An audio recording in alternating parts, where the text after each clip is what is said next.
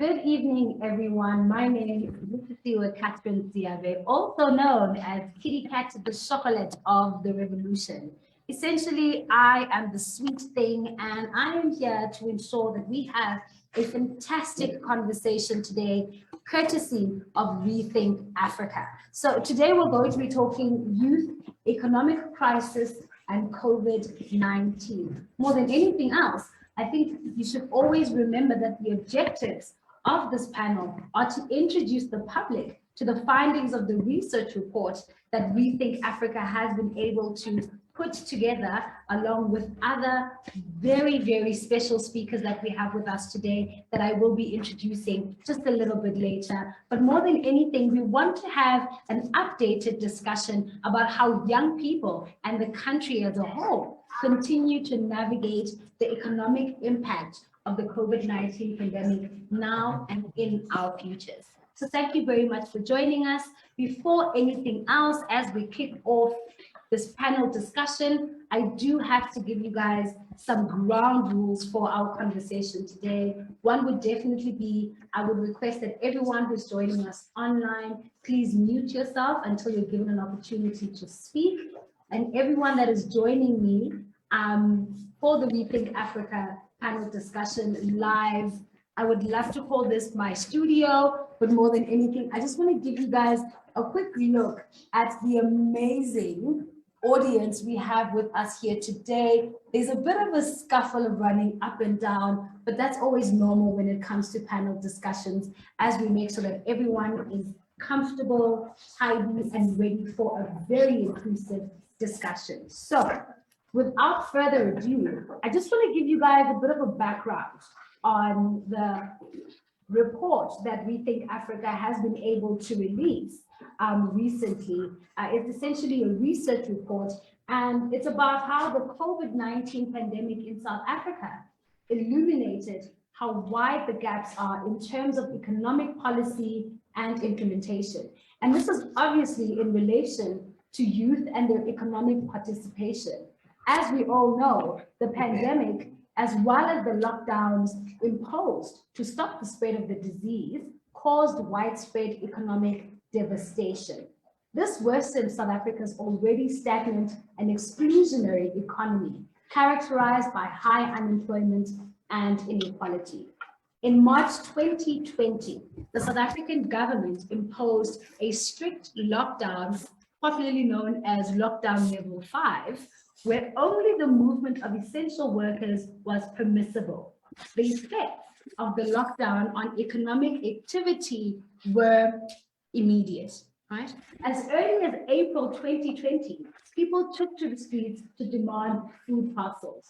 The social relief of distress grant, which is 350, was given to unemployed South Africans, and it was undoubtedly one of the most effective social protection responses by government, despite the many administrative challenges experienced. So in essence, the South African economy already severely excludes young people, and the pandemic further exposed the dimensions of this exclusion. These include gaps in social protection, education, employment, and mental well-being. The report begins with a short case study, or rather case studies, of the experiences of young people and how they navigated the economic challenges of the COVID-19 period.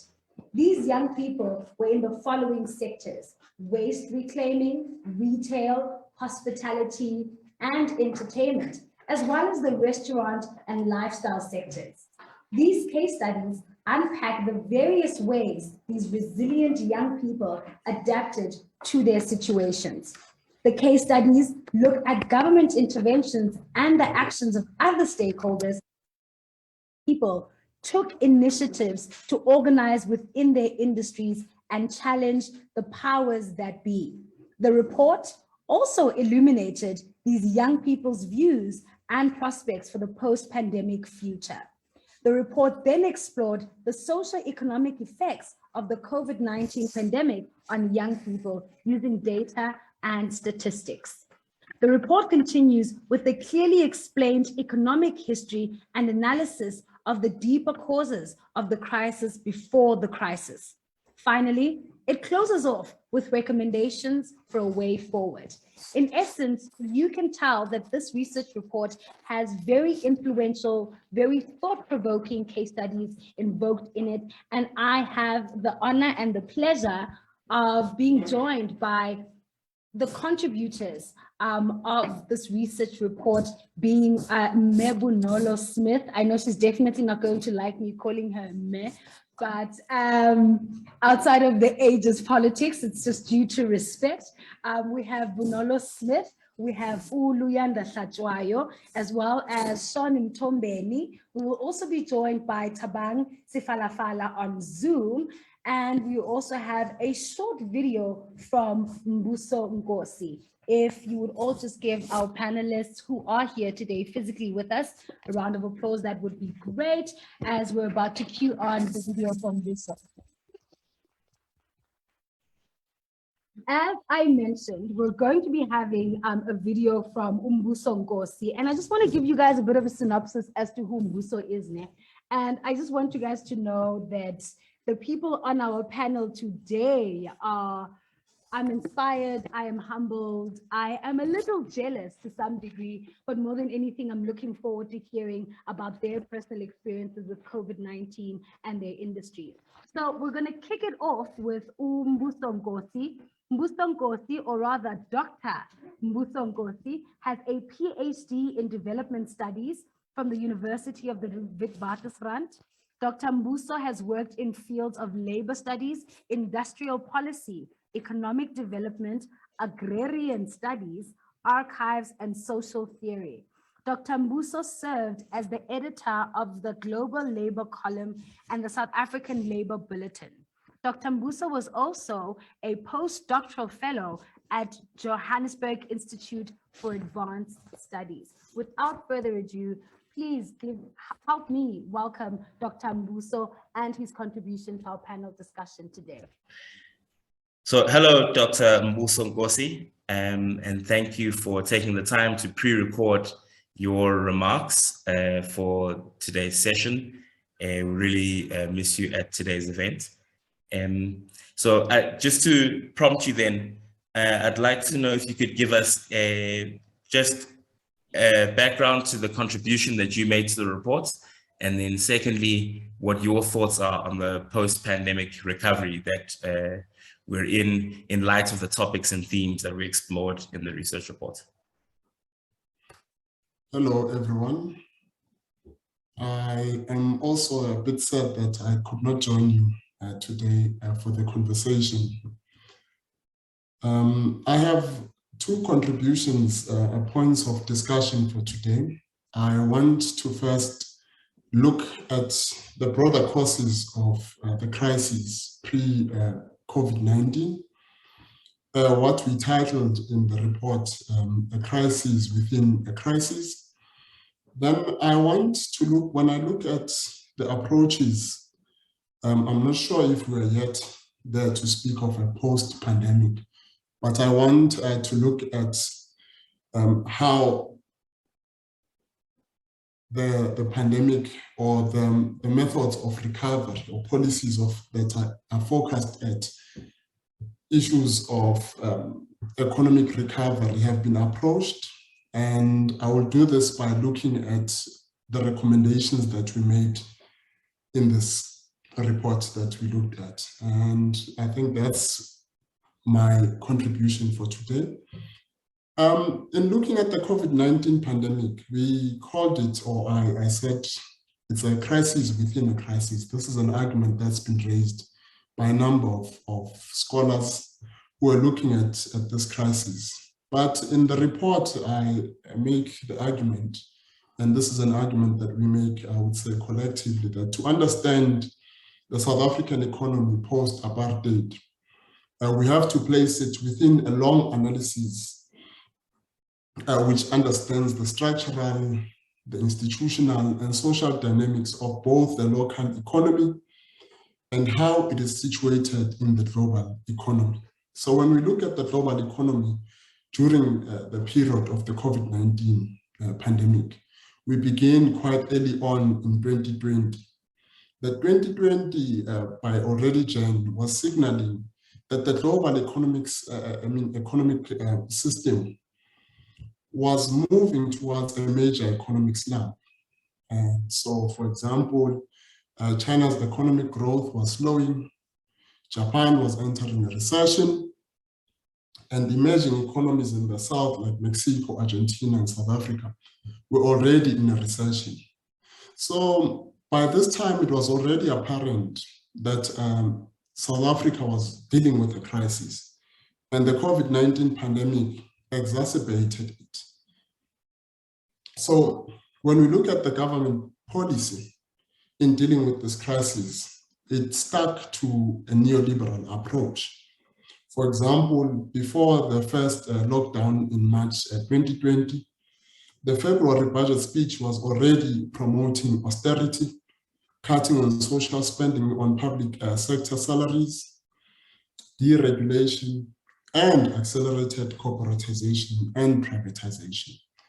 And you would think that, you know, crisis would precipitate change in terms of economic approach, but the South African state stuck to neoliberalism. So the COVID-19 pandemic also, if we look at it, because it's the government intervened to deal with the health crisis, but it happens within a crisis in the public sector. And this crisis in this public sector has to deal with the long-standing incidences of immune-compromising diseases in South Africa, like tuberculosis, diabetes, heart disease, HIV and AIDS, which affect the population. And as you know, such people are also said to be at risk. And so, due to this crisis in the health sector, the South African policy intervention was positioned as an idea of saving lives first, such that livelihoods also suffered due to the strict lockdown regulations under level 5 and level 3. So it was an intervention relating to health, which also spread to the economy and affected livelihoods. And this is why then when we say, when we are looking at this crisis, is to say that at the same time, we cannot ignore the fact that in all of this, inequality is also at the center of this instability, of this crisis, which is an issue which is global, this inequality. So for example, during the early phases of the South African lockdown in 2020, research was also indicating that wealth is concentrated on 10% of the population, which owns 86% of the country's wealth. So this also means that the wealthiest, I quote from that report, 3,500 people, which is 0.01% of the adult people population, for instance, own more than most of the impoverished 32 million people in South Africa. So the socio-economic problems that I've mentioned continue to cause, you know, stress to the South African government and policy makers. And this was the crux of a number of questions that emerged as to how we deal with the pandemic, which was posed to the government to say, with all these issues that I've mentioned, how are you going to deal with the crisis in South Africa? And this was then positioned as spending. This spending came as many countries were spending 10% of their GDP for social relief. And South Africa also said it's following suit. And this spending of the 10% was to deal with the question of livelihoods, which were disrupted by the pandemic. So there was this 10% spending of the GDP, and it was said it is progressive and it's what global economies are doing. But research done by IEJ was already indicating that South Africa, in its spending, because it was by 22 of April 2020, the government said it's going to spend 500 billion to assist the economy during lockdown. But IEJ indicated that South African government only spent 4% of its GDP instead of 10% when compared to the government spending of the G20 countries. So what we see then, with all of this, we make the argument that it's going contrary to the chorus of we are in this together, because the pandemic showed the stark divide in our society, which was based on wealth, income, race, age, gender, and spatiality.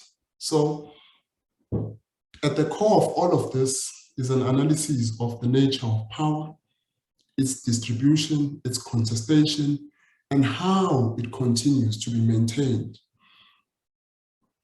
So what I then did in my section, I said, okay, what else can we focus on that is said to be important driver to economic growth? Because the idea was we also need drivers of economic growth, despite we need not rely on government spending. We also need certain drivers of economic growth. And we looked at the small medium enterprise sector as the case where to say it's a sector that can be used to deal with the youth unemployment that we have indicated in the previous part of the report. But when we are looking at the small medium enterprise sector, the small medium micro enterprises, the SMMEs, we indicated that accessing finance is usually identified as a key challenge which is faced by the SME sector.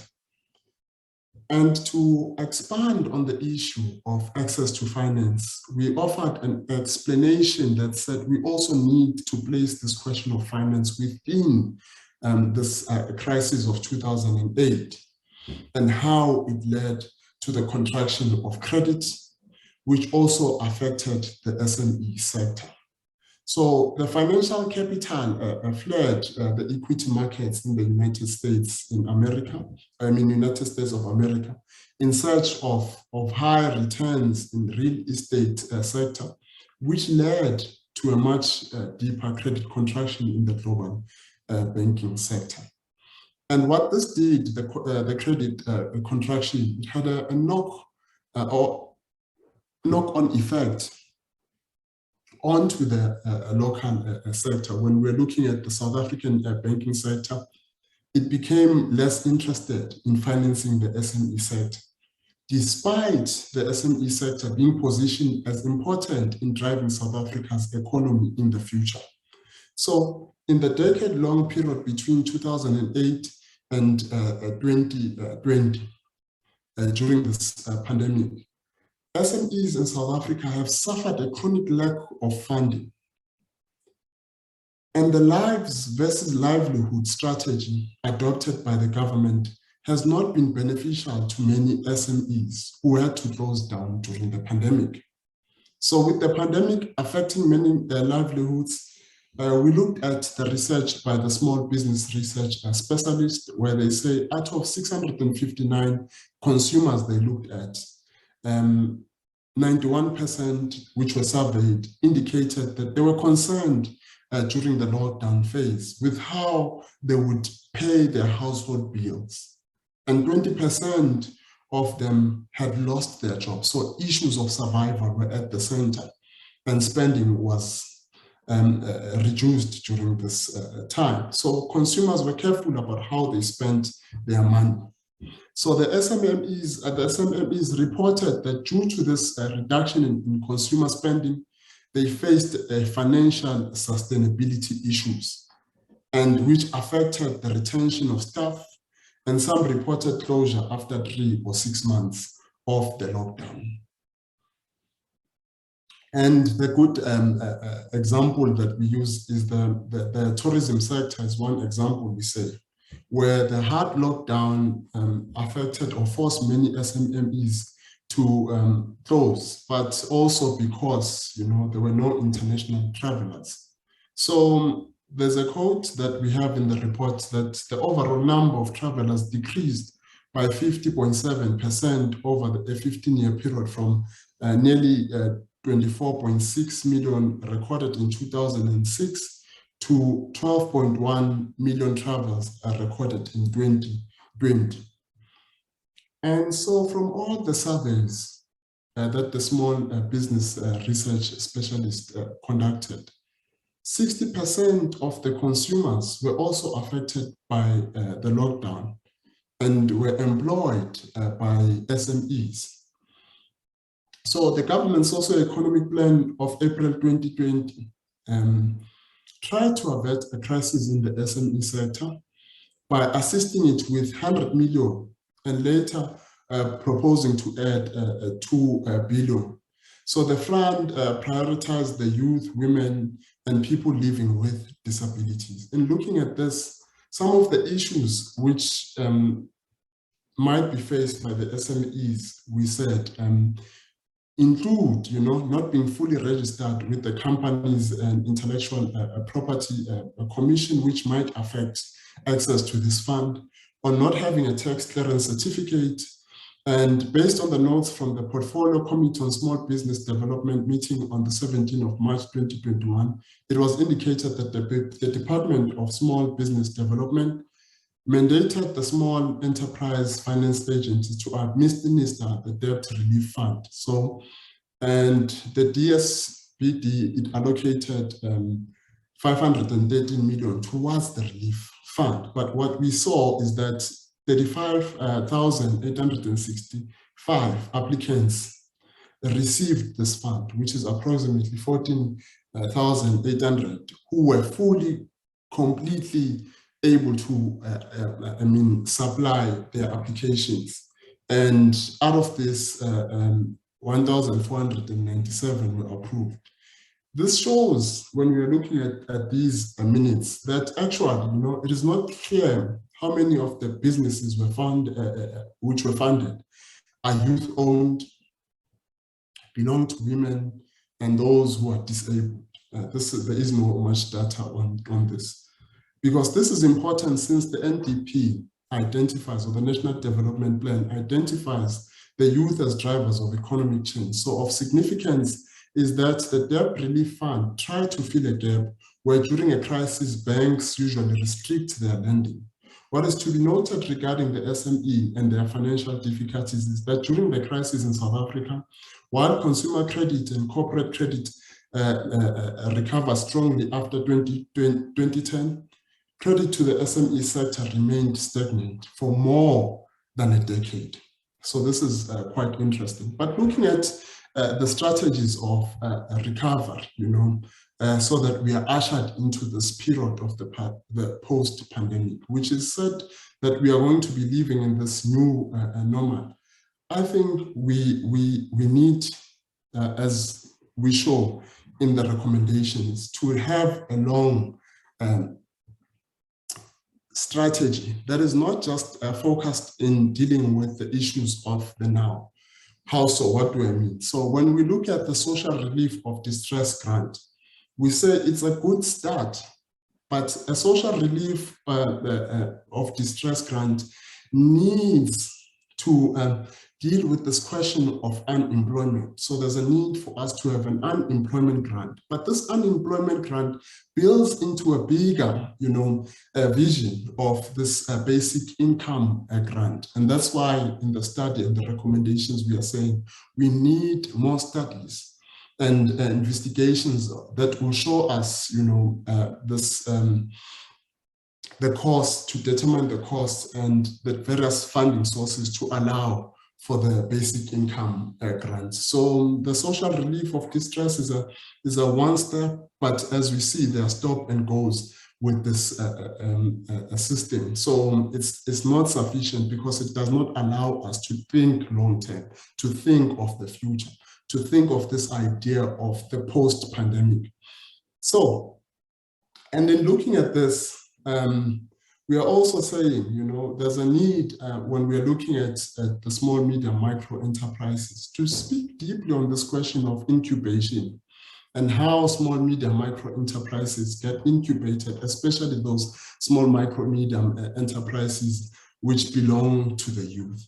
And what we are saying in all of this, we are also raising, besides matters that are looking at the economic recovery, we are also raising important things and points, especially around mental health, to say government also needs to have a strategy that looks into issues of mental health, because in periods of crisis, as we are seeing now, that we are definitely in a crisis where mental health is at the center, of where we are seeing a number of young people committing suicide or falling into depression. The government also needs to provide more support to NGOs operating in this area in order to help the youth with psychological distress, And so we are also pushing other ideas like the extended public works program to say government should implement improved skill training into the public employment programs to equip participants with skills they can use once they exit the EPWP, so that they do not remain within the EPWP in perpetuity, So I think I'll just leave it there. And I wish you all a fruitful discussion. And like I said, I'm certain that I could not be with everyone today. Luyanda Satwayo for joining us. So I want to thank you very much. And I actually want to start with you, just to give you guys a bit of a background on Luyanda Satwayo. He is a waste reclaimer from the Johannesburg era. Luyanda is a founding member and organizer of the African Reclaimers Organization, also known as AROE.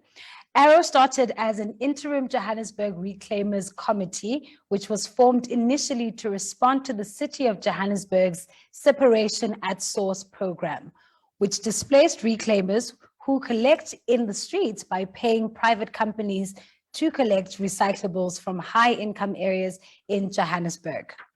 AROE, which is the African Reclaimers Organization, is a membership-based democratic organization of reclaimers. The organization represents and defends the interests of reclaimers.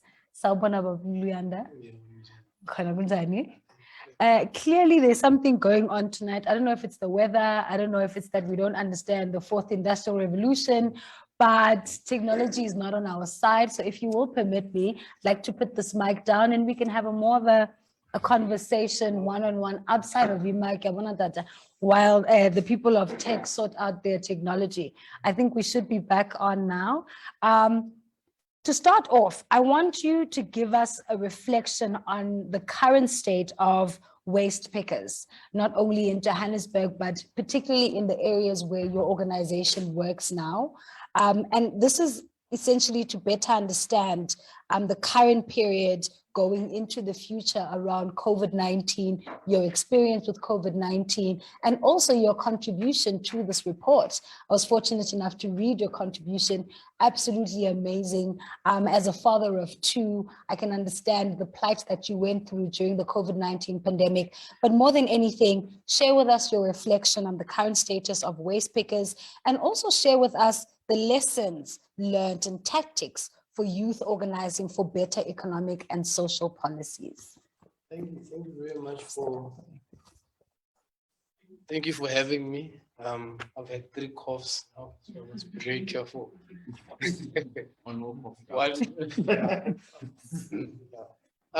Yeah, I think for us, COVID really was when it started, it was just another cough.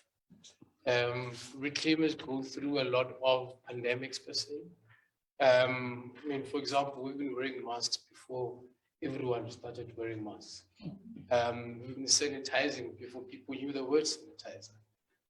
The health part of it has always been part of the job. So when everyone was like, hey, sanitize masks, so it was like we've been doing it. Is there something else that we don't know of? There wasn't proper education that was done in the informal sector at large about what COVID is, the impact of COVID, economically, socially. So really for us, it was, as an organization, it was hitting the ground running in terms of response. I think the advantage of having an organized informal structure makes things much more easier to respond to. I think we had our first food distribution response, I think 4 days after COVID was announced, because we see things differently. I think the way the name waste makes everyone see things differently. So for us, when COVID happened, we kind of reversed how everyone looked at it. Retail shops stopped, the farmers market stopped, literally everything stopped, but the flow of waste can never stop. For some reclaimers, it was a problem. For some reclaimers, it was a silver lining, because now when COVID happened, even government did not plan this properly. You put everyone under lockdown, even pick it up in lockdown. So everyone's house becomes a trash. It was a plus for us. It was a silver lining, as said, for most of the reclaimers. We kind of moved from informal to organized, mainly because the waste that people started disposing whilst at home became abundant.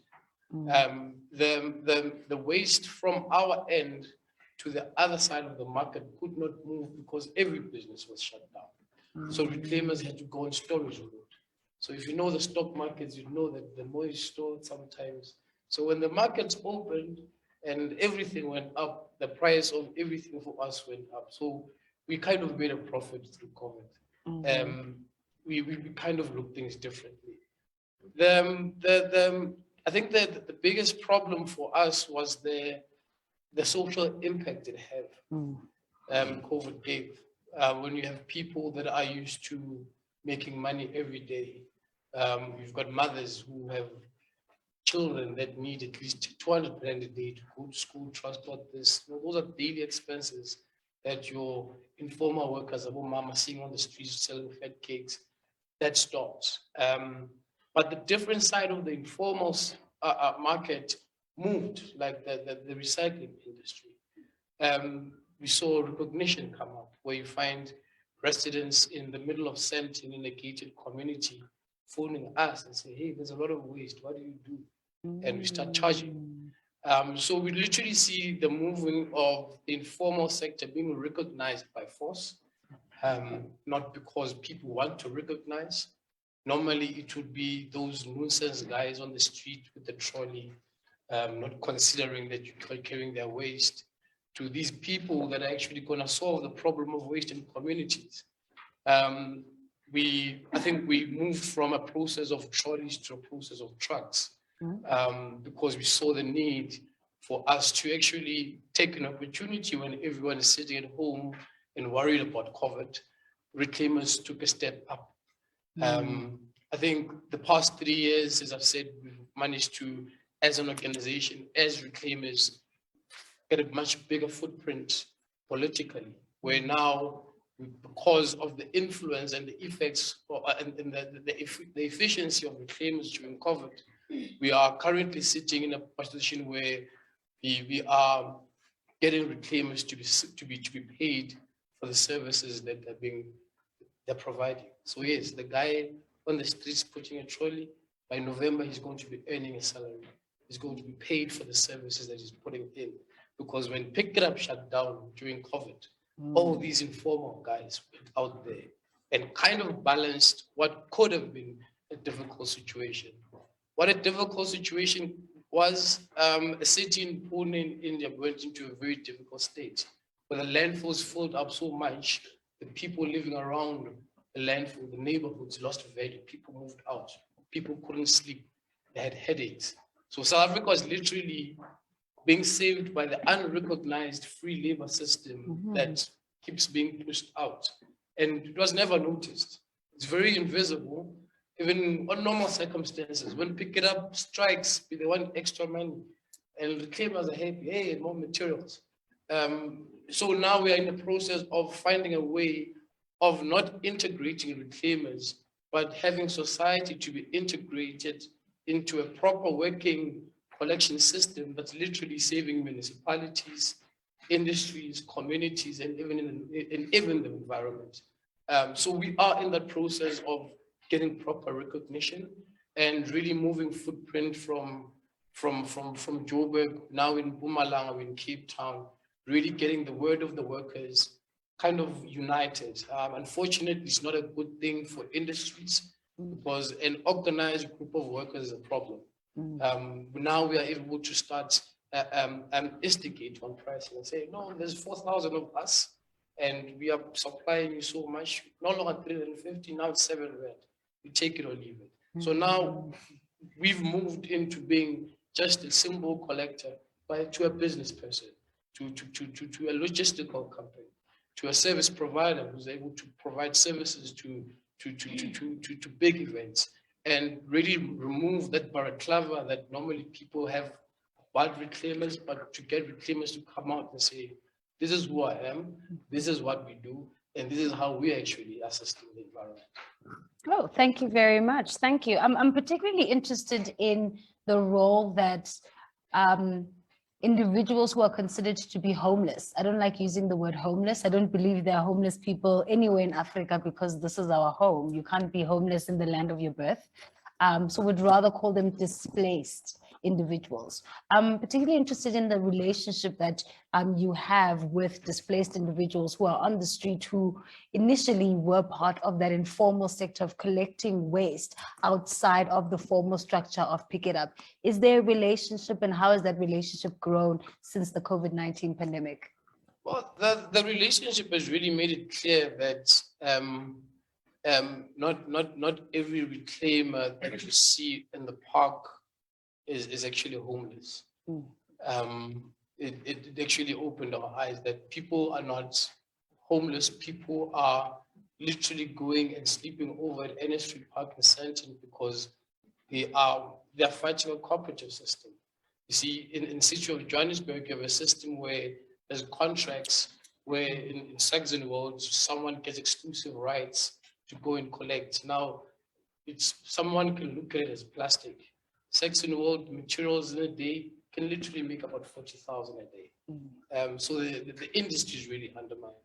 So the problem really became the wrong integration of privatizing and excluding the people that are actually doing the work, forcing reclaimers to actually move up north. Mainly because when the Pick It Up truck comes at 8 o'clock, they need to be finished before that. So people prefer being at that particular location at that particular time.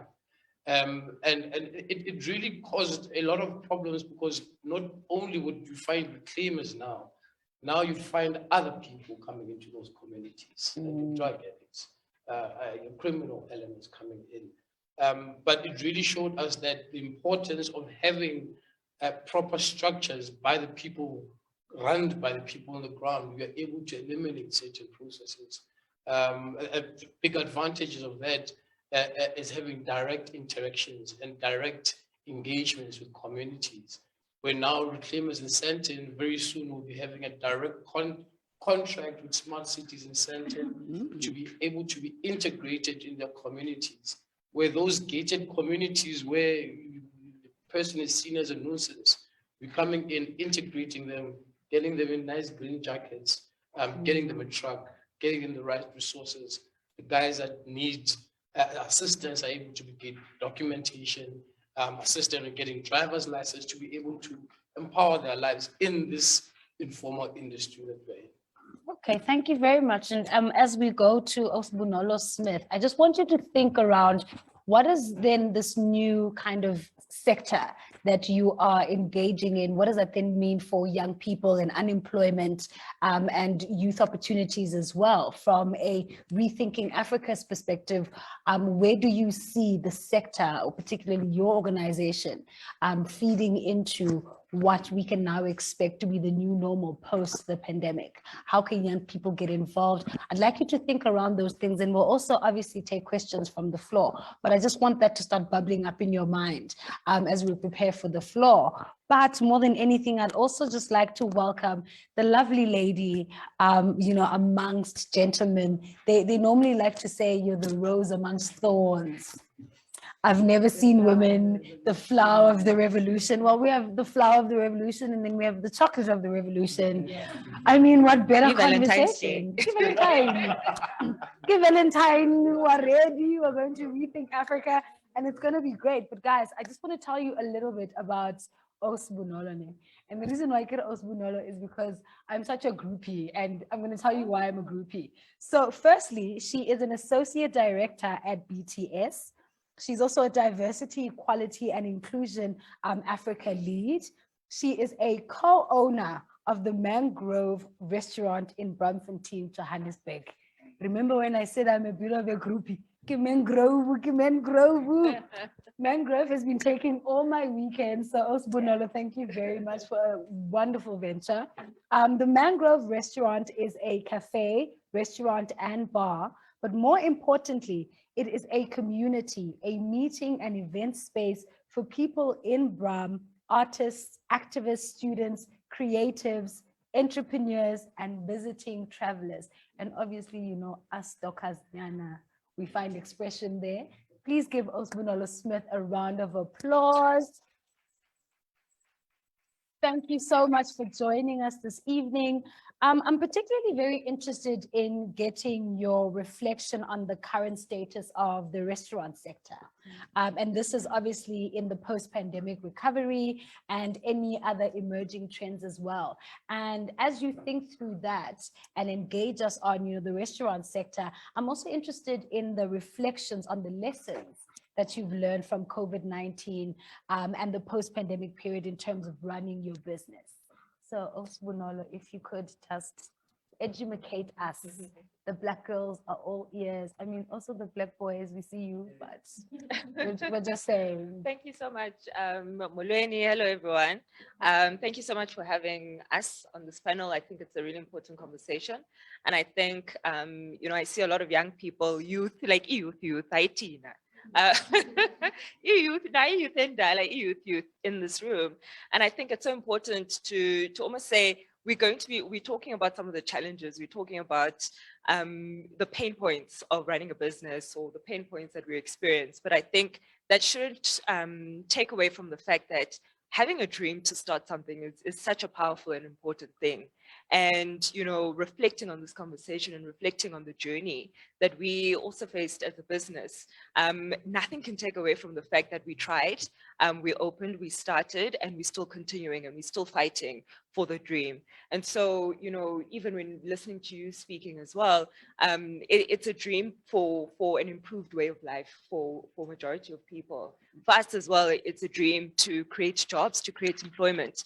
But you heard in that introduction that it's also a dream to create opportunities for people, Black youth, Black people to come together, to network, to meet each other at different places. Yes, it's a restaurant. Yes, na enjoyment, it's entertainment. But at the core of what we do, and that is what we're fighting for, and we continue to, every day when we wake up and we're strategizing about how do we save the business, or how do we ensure that we keep people employed.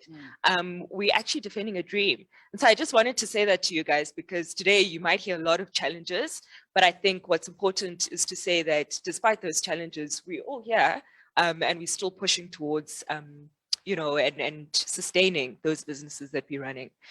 Sure, I think the restaurant sector, you all know, got hit quite badly. We took knocks after knocks when the hard lockdown came into place. I think, just the restrictions of movement, restrictions on what you could do, when you could do it, how you could do it, who could do it, had a huge financial impact on all of us. For instance, just speaking from a Mangrove perspective, we were meant to be open already, but we had to postpone our opening, the restaurant opening, because of this hard lockdown. And so, the process of putting together an establishment, just from startup, the business plans, the conceptualization, creating and making sure the space is ready, the applications to different government departments to ensure that you have the right paperwork, you qualify to run this business, health and safety, all of that being in place. Also taking a while to get to that point where we can open because of other red tape that we can also discuss later. And then suddenly get hit by this, oh, there's a delay, things are being shut down, we're locking down. And of course, we were in crisis. The entire world was in crisis, and we understood. But then what then happened, of course, was the back and forth in terms of the lockdowns, the restrictions. So yes, we had that initial weeks of hard lockdown, and then things started to open. And for us, we started, within the restaurant sector, really getting optimistic in terms of things are opening. We'll have more foot traffic into the restaurant spaces. Things are going to resume. But, the alcohol restrictions were also quite a pain point within the restaurant space. I heard someone say, it was a pain point for me. But, all right, it was a pain point because, a lot of restaurants make a lot of their money from selling alcohol. And so that was a part of our revenue that was stunted, that was restricted. And, there was a lot of lobbying that happened, a lot of conversations that happened within, the business associations, within the restaurant space and hospitality space to say, look, we can't continue like this. We need to ease these restrictions. We need to open things up a bit more. Does it make sense to continue to restrict alcohol sales? And so, long story short, things evolved. The restaurant sector, we started being even more open, alcohol being resumed, even the operating hours going back to normal-ish. And, I think the key thing here is that we took that knock, all of us within the restaurant space, from a revenue perspective. But one thing I want to also highlight was just the uncertainty where it came to jobs and the employment and the people that we had in our employment. I think once we had opened, we had staff, we had people who were there who were earning money, who have families, who have responsibilities. And then as a business, having to navigate, and I know this is a consideration also, thinking about the report that's been written and other, contributions of restaurant owners, even our neighbors within the Braamfontein precinct. It's just the fact that, having to maintain those livelihoods, strategizing around how do we keep people employed, particularly in the times where we had those, restrictions, we had those alcohol restrictions, we had those even working hours restrictions. What did that mean? And, as a business, we tried as much as possible to ensure that people still maintain their livelihoods. We had a rotation system. No one was laid off or anything like that. But it's then a conversation to say, the hours are different. We are rotating. We want to make sure that people are still able to, have their jobs and earn their paycheck, but it's going to look different.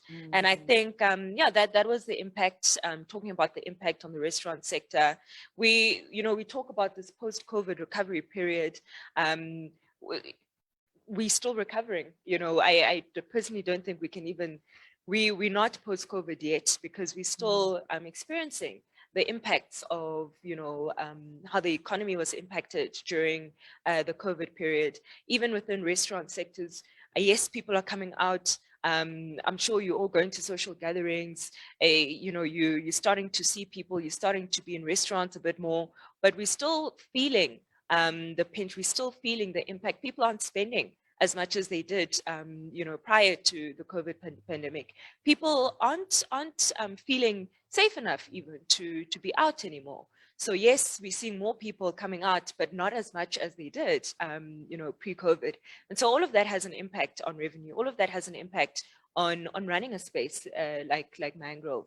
And so, speaking to our particular challenges that we faced as well, I think, Dr. Siso also mentioned them there, some of those challenges for SMEs, and it resonates, it really resonates with some of the challenges that we faced as a business.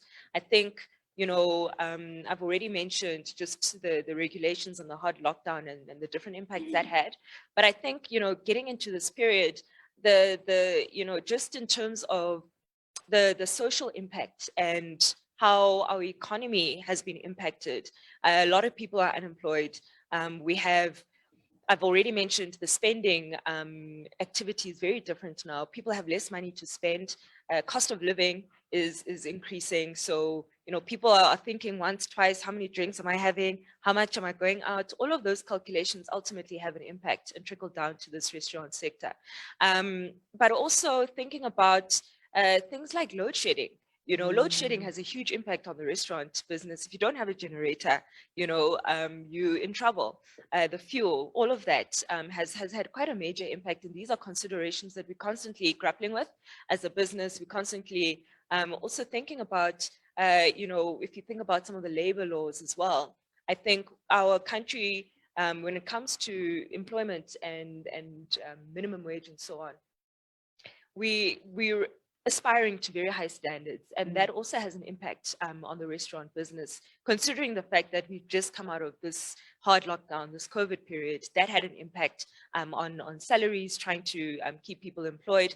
And then there, we are facing a bit of a clamping down as well in terms of some of those regulations that don't necessarily take into consideration that businesses had been closed or businesses had been facing this pandemic period and are recovering as well, which we welcome. Of course, we want people to be paid well, to be paid and well remunerated. But there's certain challenges that we're finding as a business that our other counterparts within the restaurant space aren't necessarily facing. So there's small things that all add up and contribute. And here we are, still fighting to keep our doors open as a business. I'm curious about something, and I think you speak about it a little in the case study that you've put in the report, particularly around your peer industry stakeholders and your engagement with them. Just for everyone who hasn't had an opportunity to have a sneak peek at the case study, I'm interested in understanding how you engaged with your peers within that particular sector and that industry, considering that you're a Black woman in South Africa, particularly in Africa, and what that means also in terms of the neoliberal, patriarchal kind of agenda when women are involved in business. So I'm particularly interested in, during COVID-19, how was your peer engagement with other stakeholders? Was it receptive? How can you advise other young people who are trying to navigate business during post-COVID, if we really are in post-COVID, to engage with their peers in their particular sectors?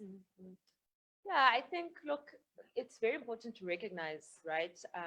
You really outlined really well the whole notion of being a Black woman in particular industries and having to be in those spaces and engage in those spaces. And I think for me and also other women that I know who are in business, a big thing for us was to put our heads down and get to work and to continue to contribute and show up in those spaces.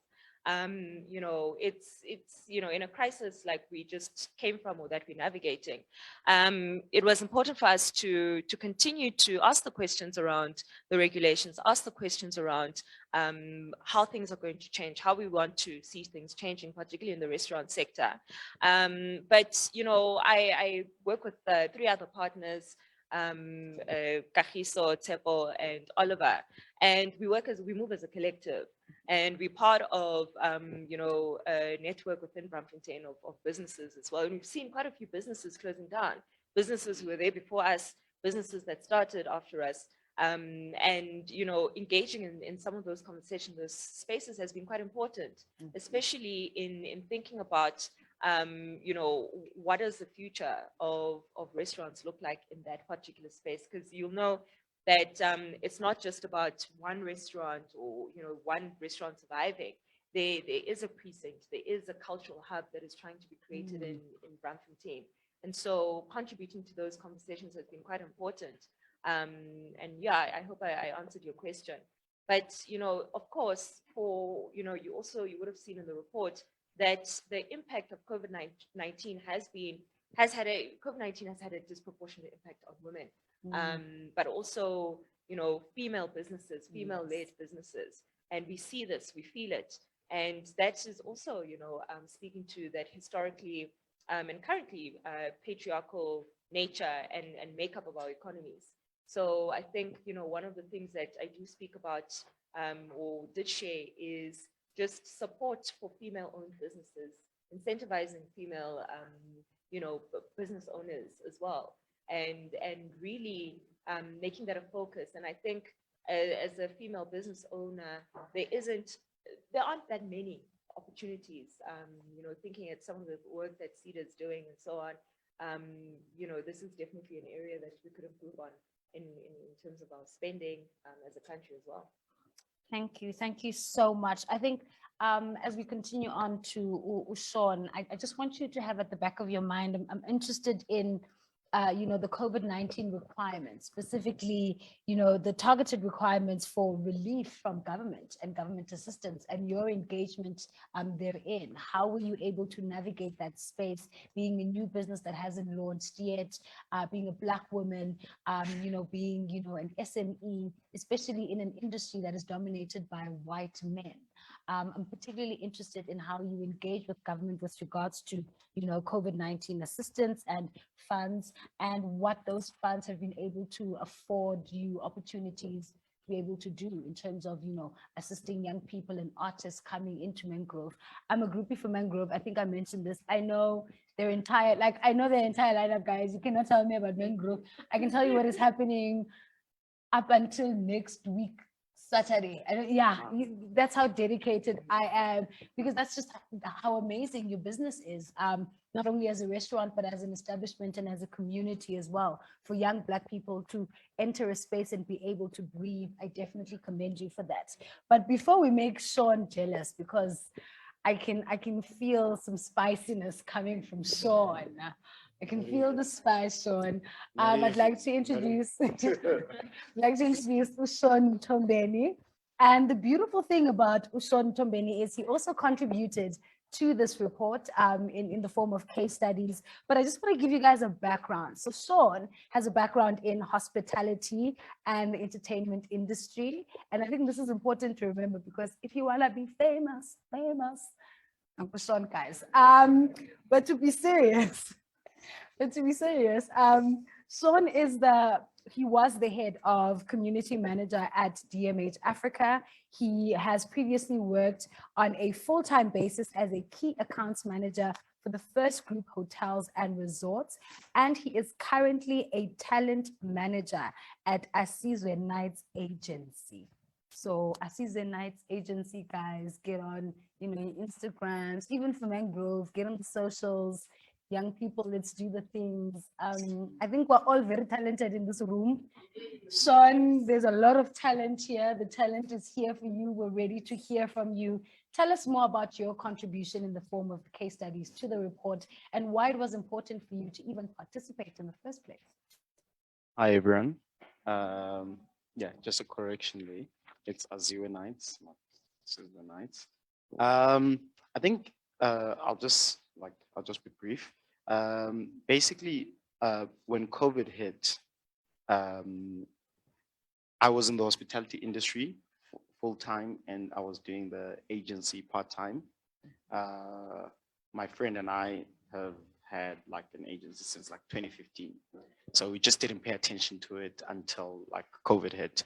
And what the one thing is, the restaurant industry and the hotel industry, because they're very much linked, because remember, the restaurant industry and the hospitality industry, they're very much linked, because remember, when you go on holiday, you want to eat out. You don't want to go on holiday and now cook and whatnot.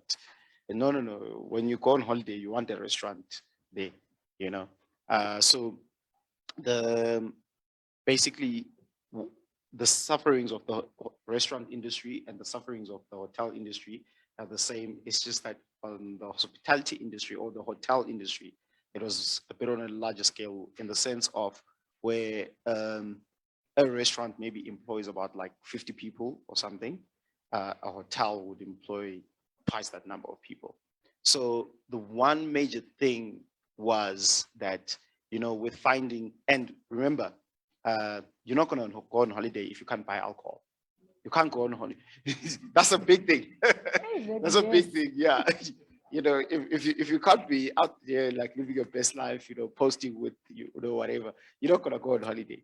You're not gonna go on holiday if you can't go to the beach and relax and whatnot. So remember, when COVID hit, when we hit level 5, level 4, and I think some parts of level 3 too, you couldn't go to the beach.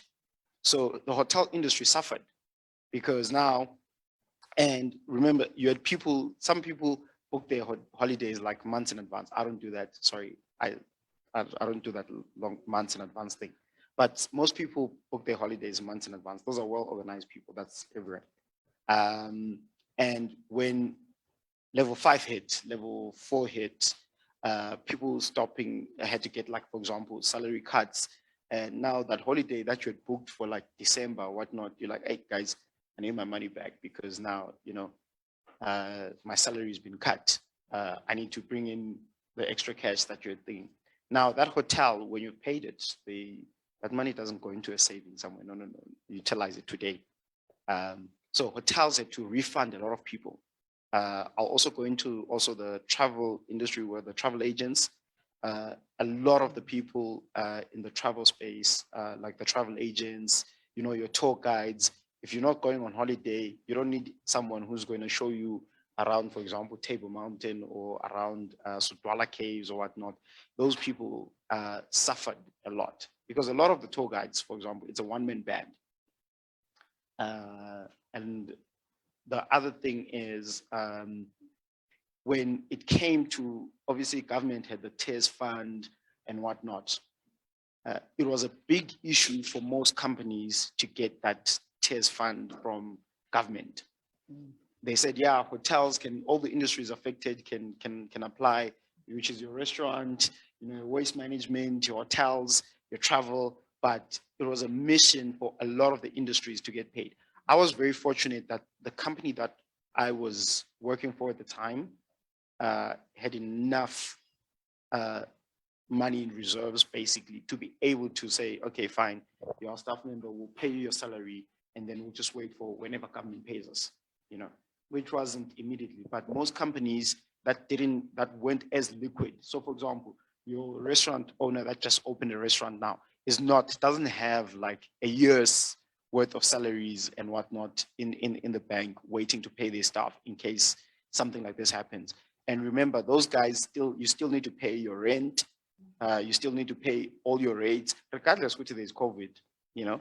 I'll give you an example of, there was an outlet in the Northgate area that closed down and someone wanted to buy that outlet. And the reason why that person didn't buy the outlet, which if that person had bought that outlet, it would have benefited the staff that had previously worked at that outlet because new owner means they still continue getting salaries, but they couldn't do that because now the person couldn't buy the outlet on the basis of the building owner wanted their rent even before you open the outlet, you know, which is a huge thing that a lot of the people in the restaurant space suffered in the sense of you now need to pay salaries, you need to pay rates, you need to pay rent to the building owner, whether there's lockdown or not. That guy's like, dude, as long as your sign is there, I need my money. And you can't get out of that contract because you sign possibly like a 5-year lease or something like that, you know. So it's I think the worst thing, or one of the worst things about COVID is that no one thought something like this would ever happen. Like when you think of what's the worst thing that could happen in your life, definitely COVID was not one of them. Basically, definitely having every single thing close and, you know, you can almost count the people that are walking outside. No one thought that would happen. So you had people that had invested into outlets, into hotels that now couldn't open because now you've got this issue of, you know what, we can't open. And then linking that with the entertainment industry, you know, you have people that had gone from, you know, getting 10 gigs, 5 gigs at X amount per gig to suddenly there's no gigs. Even you guys like, for example, that travel internationally, that get gigs internationally, you can't travel internationally. Now you're forced to like find gigs locally, but the local guys can't afford to pay you, you know, because you're this big artist. So now you go from internationally, you were earning 3 or 4 times what the local guy can actually pay you under normal circumstances, to now you can't earn that, but also the local guys can't pay you now. Because remember, so I don't know if most of you know this. So she has an outlet. She would have, for example, let's say SAB come on board to her outlet and say, listen, we'll give you X amount of money towards your business plan. We'll put a Corona bar, you go there to our outlet, there's a nice Corona lounge and whatnot. SAB would, for example, give her like the money for that, right? Now, SAB can't give her the money for that because they're not selling.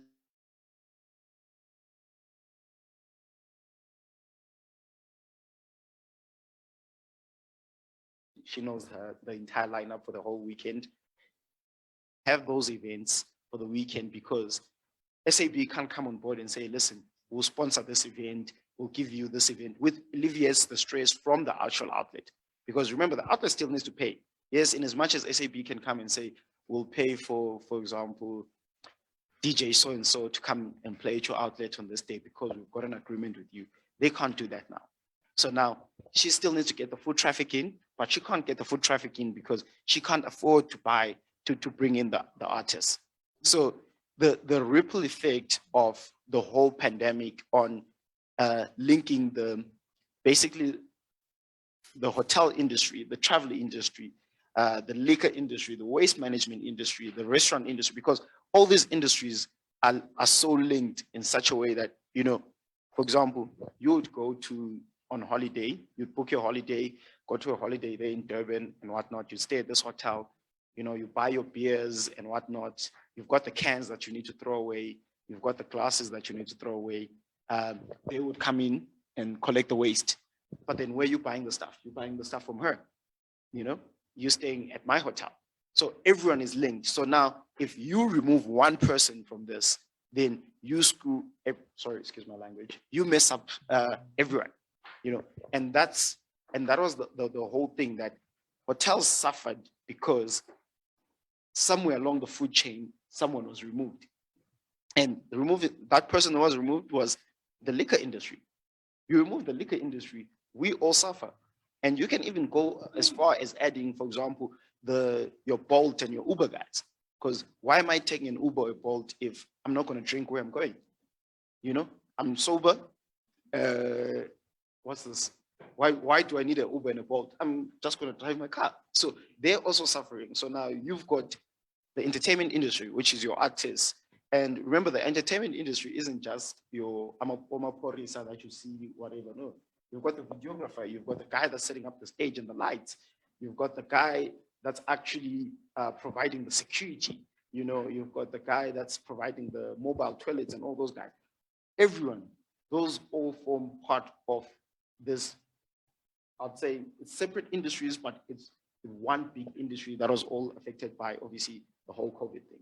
And the one thing is, you've got then people that were, you know, you've got the young people that were like studying towards hospitality. They were studying tourism, that obviously needed placements after the degrees or during their study course. So how it works in the hospitality industry or the travel and tourism industry is that you would have, so let's say this person is studying, let's say I'm studying at UJ, I'm studying travel and tourism or hotel management.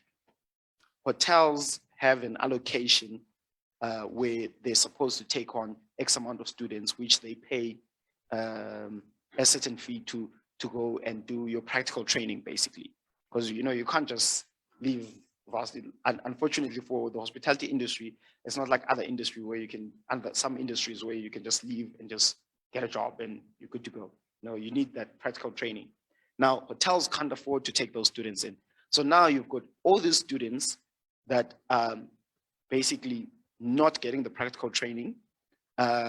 You've got all these students that are finishing, which is now clogging up the system in the sense of, you know, you knew every year X amount of students will be taken in. But then now, because hotels aren't open 100%, because obviously the liquor industry is closed, the restaurant industry is closed, people aren't going on holiday, whereas a hotel would maybe run at about 60% occupancy.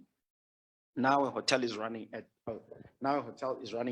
below like 20% or something like that. So now the hotel can't afford to employ those young people to come into the system and obviously contribute, to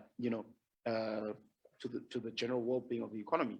But then now you had the system that was clogged up, and it's still, this is part of the after effect, is that now you've got X number of people. There's hotels that, like, I mean, there's a hotel here in Rosebank, I just can't mention names of places, that just opened like this year. It had been closed for almost a year. So think about this. The TES fund that the government provided wasn't valid for a year. It was valid for a certain period. And there's still outlets and hotels and whatnot that didn't receive that. There's people in waste management that didn't receive that. Apparently it was there for everyone, but no, not everyone received it. Now, if it was available for 6 months and a hotel is closed for a year, who's supposed to cover the other 6 months? So that's the whole thing. Well, thank you very much. Before I go to Dr. Tabang, who should be joining us on Zoom, if I'm not mistaken, I left some questions here with my panelists. As they answer those 2 questions, I'd like you guys who were here with me today to prepare questions that you might have for any one of our panelists, as we're about to get Dr. Tabang on Zoom. Just prepare your questions. It's 1 minute to ask the question.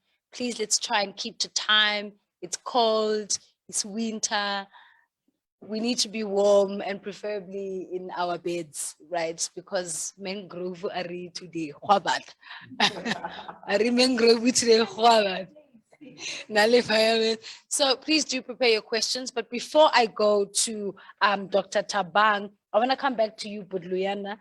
I'd left you with a question. I don't know if you remember it, or if you'd like me to jog your memory. Maybe you can remind everyone else. I think where we're seeing the claimers in the sector of waste a couple of years, a huge integration process. We are currently in a process of national registration with CSIR and national government to actually get actual data on the impact of the informal waste sector. That's number 1. Number 2, to be able to have proper recognition processes like payment for services and others. And I think the biggest change that we're seeing is the education of the informal sector and the education of South Africa as a society on waste management. For reclaimers, it's really the upscaling on the work that you're currently doing, the upscaling on the business that you are. I think that the advantages again of COVID was actually to show us that, hey, we actually the providers of the raw material. Wow, without us, nothing's actually happening. And the amount of money plastic companies are making just by semi-processing and passing by, it's billions. And unfortunately, the young blacks have really actually stigmatized waste so much that we don't see the value out of it. You know, I think when we were growing up, when I was growing up, I was afraid of the waste truck and the people running behind it. It was a scary thing. But now to actually see that, well, you can actually make a sustainable living out of it. And COVID actually showed us that, hey, we've got all this gold that everyone wants. I mean, the Asians built hospitals out of plastic during COVID. And where was this plastic supplied from? From these informal people that we're undermining. So now it poses questions of, are we able to grow as reclaimers, as society, and see the value and the sustainability that we can actually gain from COVID, from this plastic? It's currently sustaining livelihoods of over 100,000 people in South Africa. How many businesses are making money out of it? Now, so it's now just educating society about the values of waste, how you treat waste, and how we can actually find sustainable solutions to waste. The latest program we had, we bought a crèche in one of the informal settlements in Joburg, where there was 80% reclaimers. Everything from that crèche literally was recyclable, things that people picked up from bins.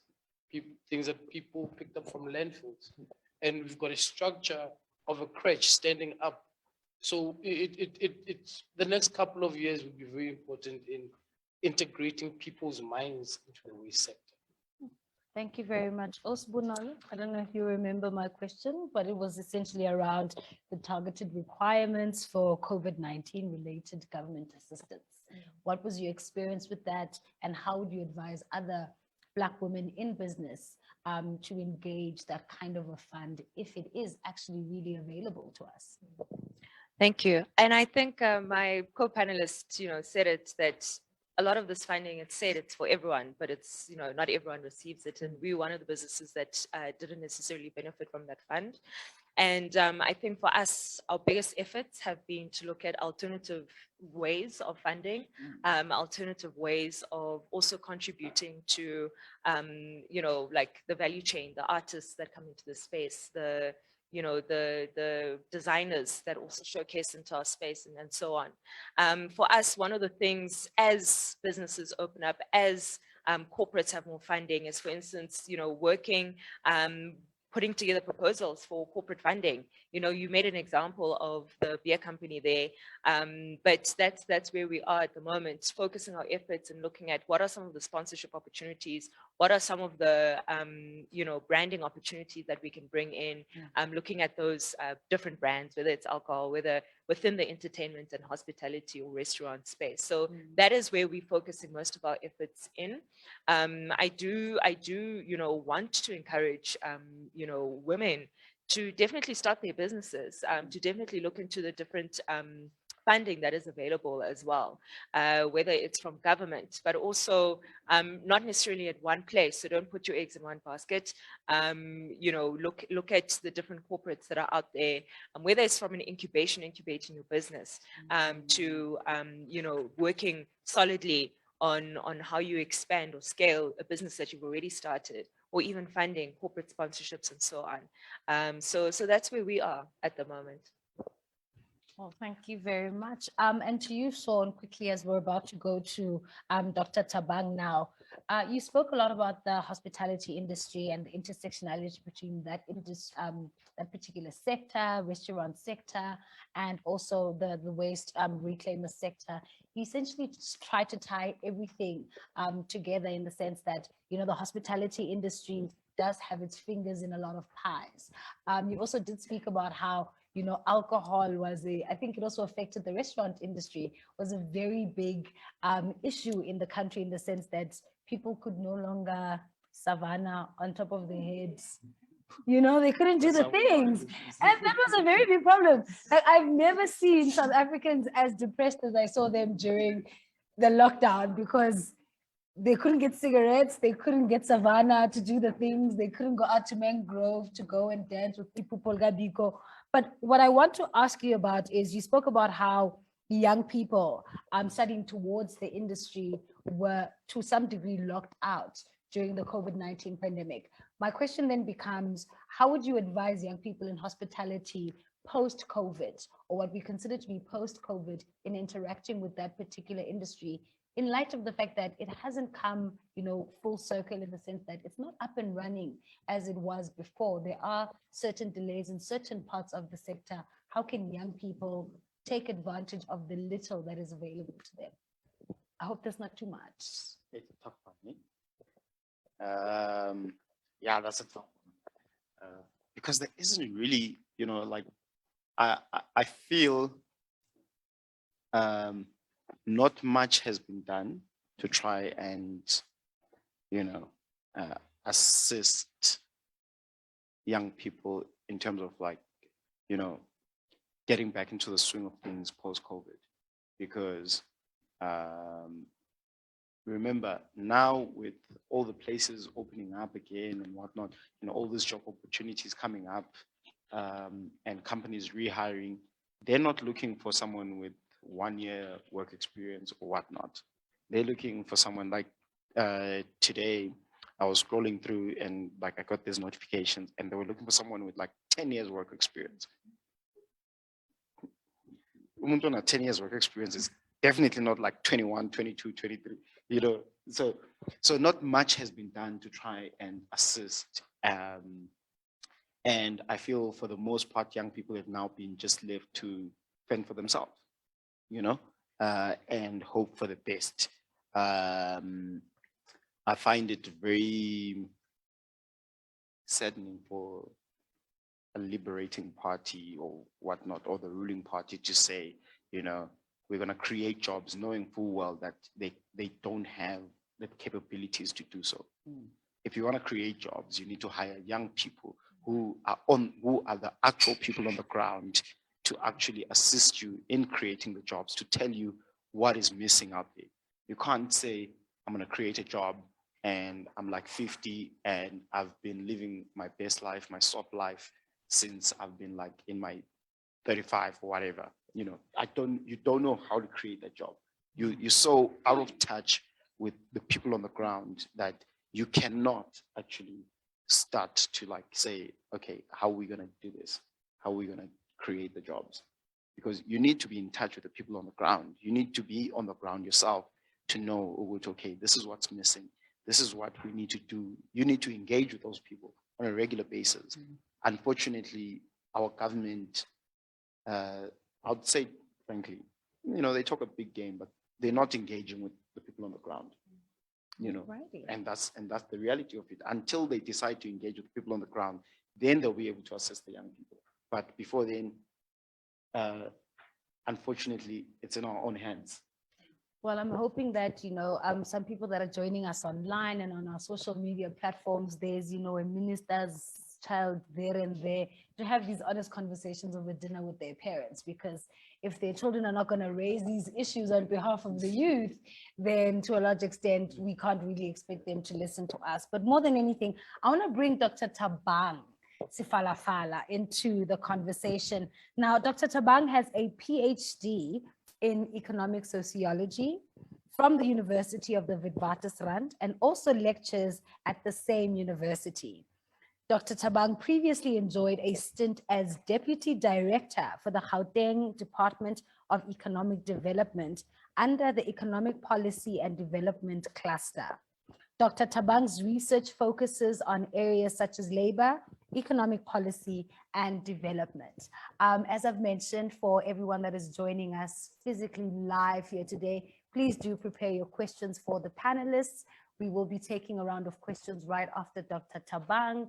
But more than anything, I'm also very interested in hearing, you know, the panelists' engagement with Dr. Thabang. I mean, Dr. Thabang used to work for a very important office, particularly in Gauteng. He was the Deputy Director of Economic Development. So if there's ever a moment to snatch his wig, even though he doesn't wear wigs, today is the day to snatch Dr. Thabang's wig, and me, the panel, and everyone in the room are ready.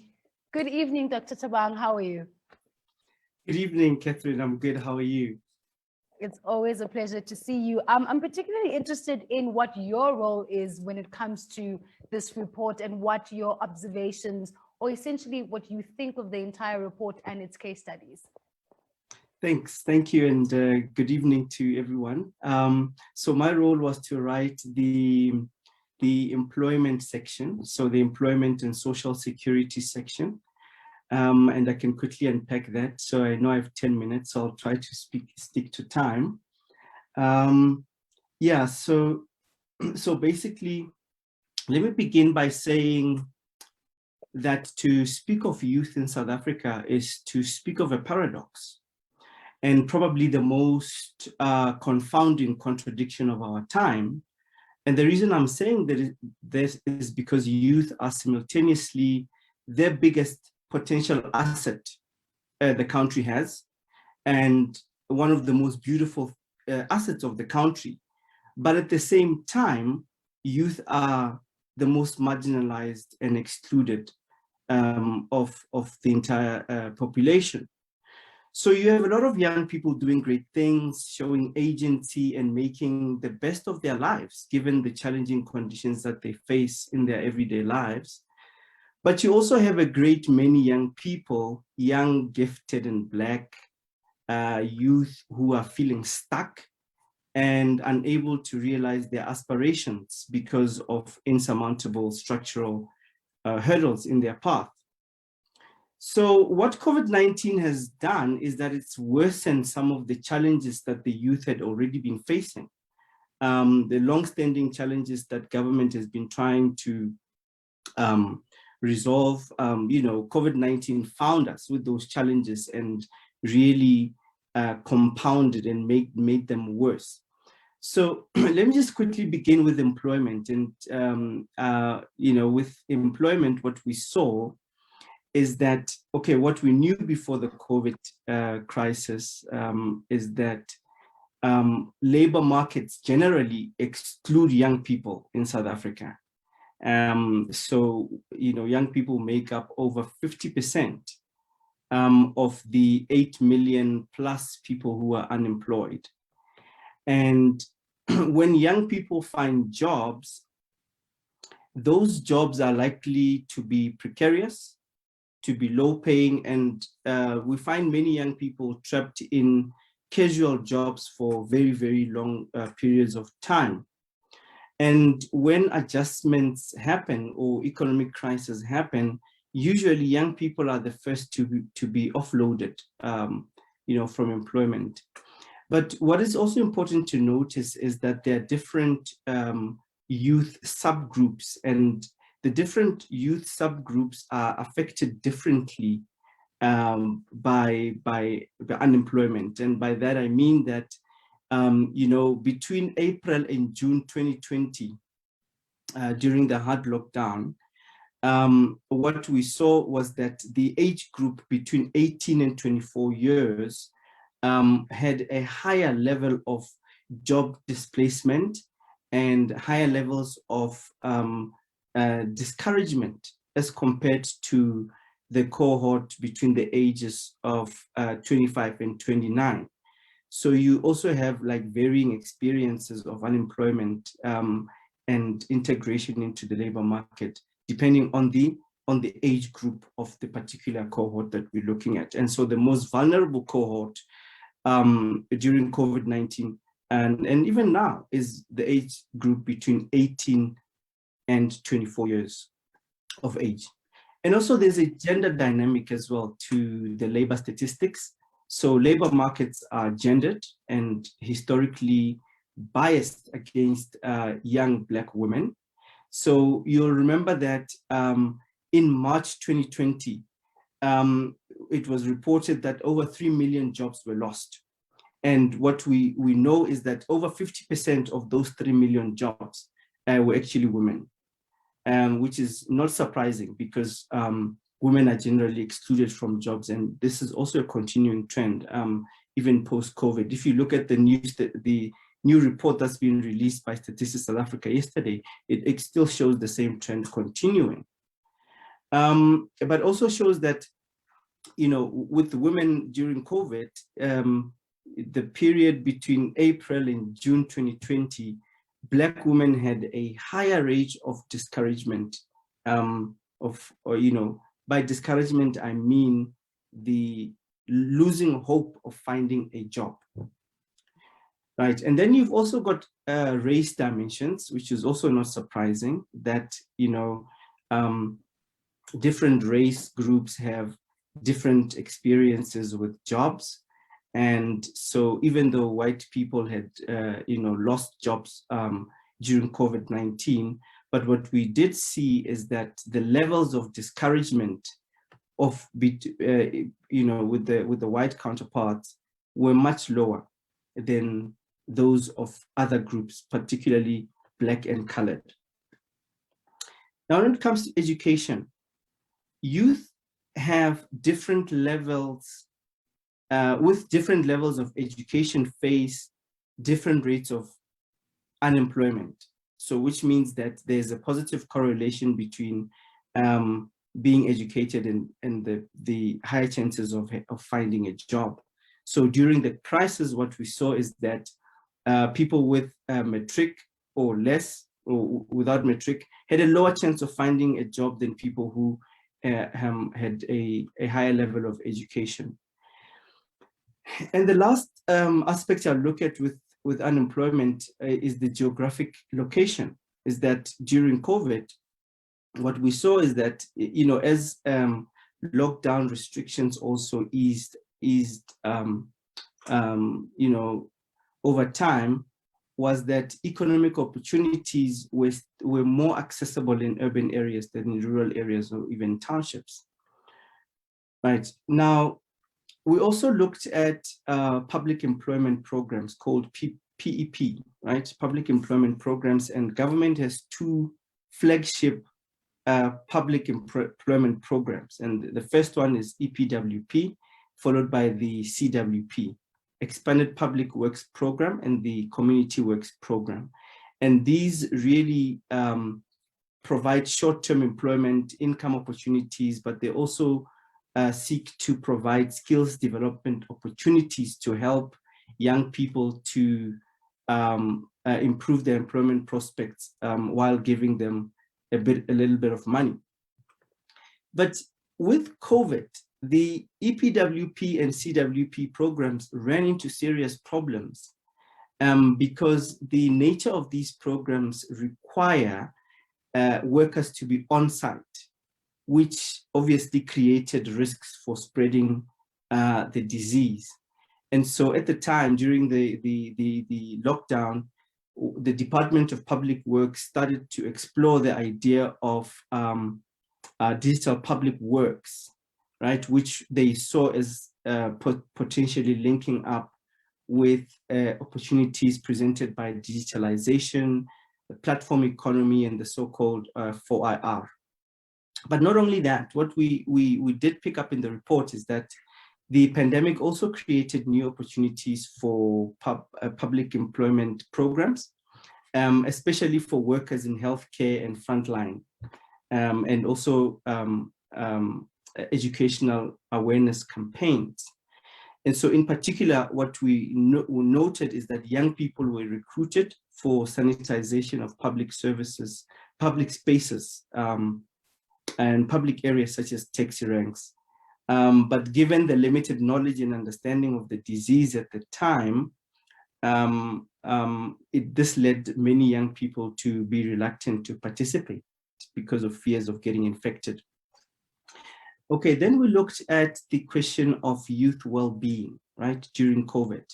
So what we do know from organizations like the South African Depression and Anxiety Group, SADC, is that what they report is that 1 in 3 young people face a challenge of mental health and depression. So mental health and anxiety. So the lockdown exacerbated those levels of uncertainty, of anxiety and fear among young people increased during the pandemic and the restrictions, which obviously were causing social isolation, loss of loved ones, disruptions to schools, loss of employment, and among other things.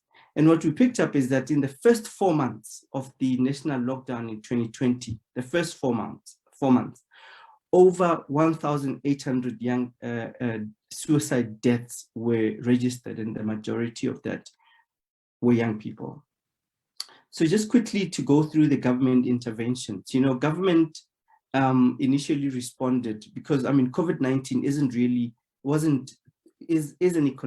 is a health crisis, which precipitated economic crisis. So initially government focused on saving lives, but it soon became clear that there'll need to be a shift of gear to start to focus on implementing interventions focused on saving livelihoods.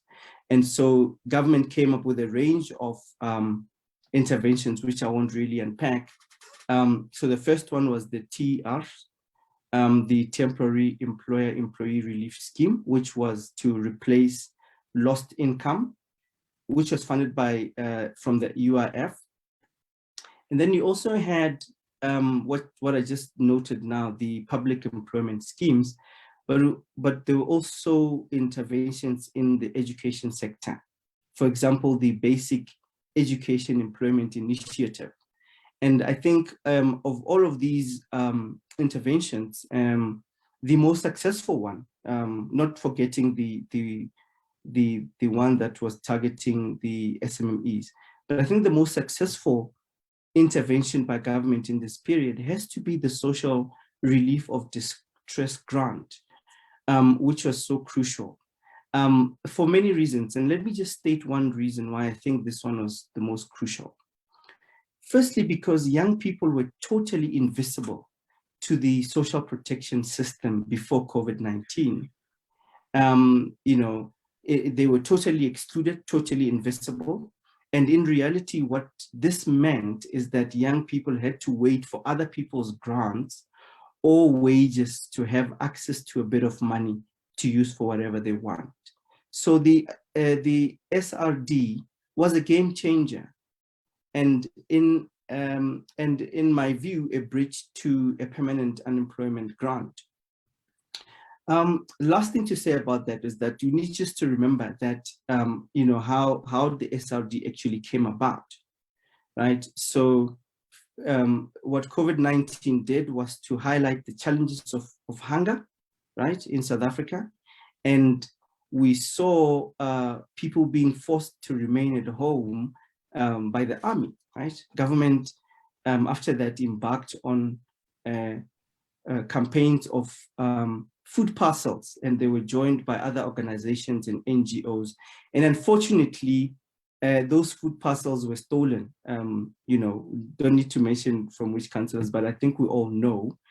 And then that was followed by, civil disobedience and food protests led by youth in Tafelberg, and growing calls for by various campaigns such as the Pay the Grant.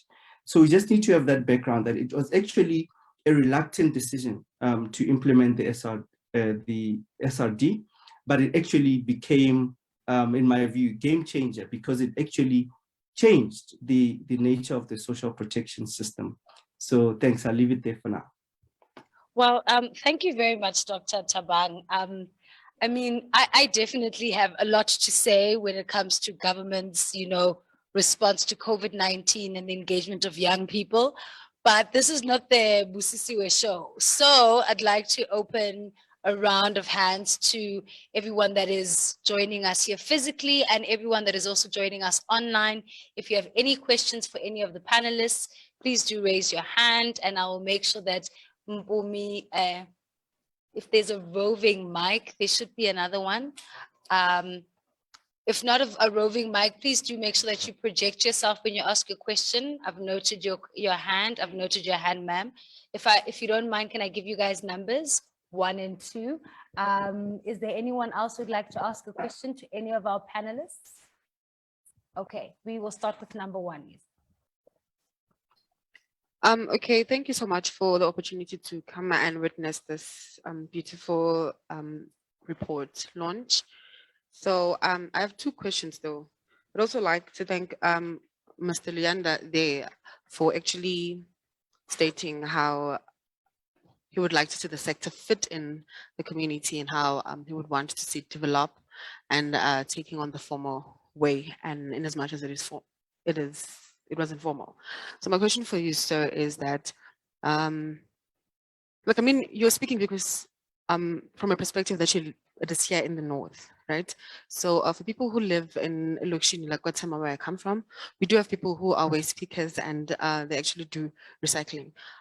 How do you see them fitting into the vision that you've just spoken about? Because it feels like, for me, it feels like it's economic empowerment, because I stand tall for dismantling white supremacy and what monopoly capital in terms of income and making the Black child out there economically. So how do you see them fitting into the vision that you've just shared?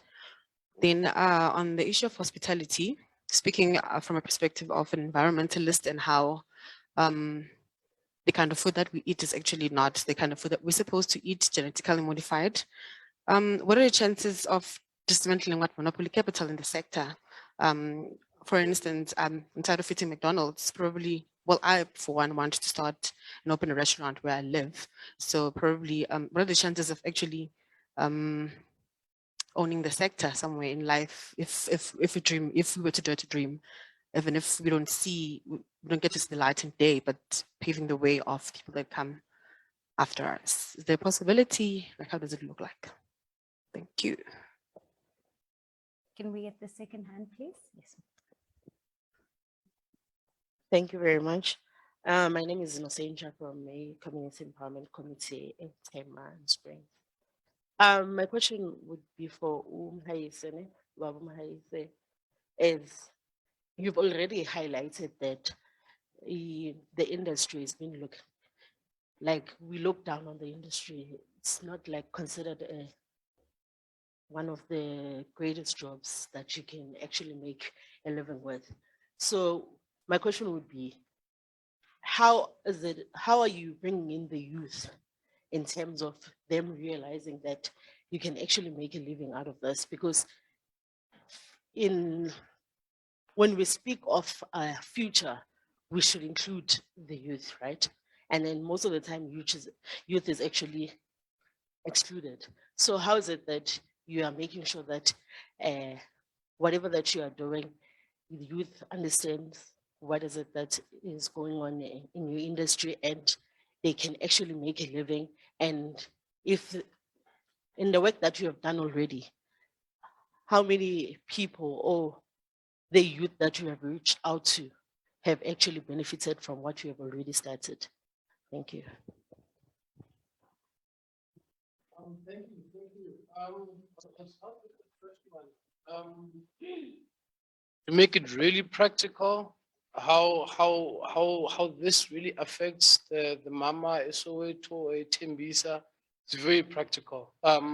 There's been there was a lot of work that was done with academics and CSIR, and we found that 80 to 90% of post-consumer packaging, which is something that me and you throw out, 80% is being collected by the informal sector at no cost. South Africa is number 3 in the world in terms of collection levels. Number 1 would be Germany, and they're spending serious money to move all this waste out of the system. And in South Africa, it's for free. So I think collectively with industries and government are in the process of saying, okay, we acknowledge the fact that reclaimers are important and need to be compensated for that work. We are currently in a process, as I said earlier on, of a mandatory registration for each and every reclaimer in South Africa. It's going to take forever, but yes, we're going to do it. Which means your go-go in Dobsonville, your guy in the middle of Hillbrow, who actually does the collection of plastic, falls into that.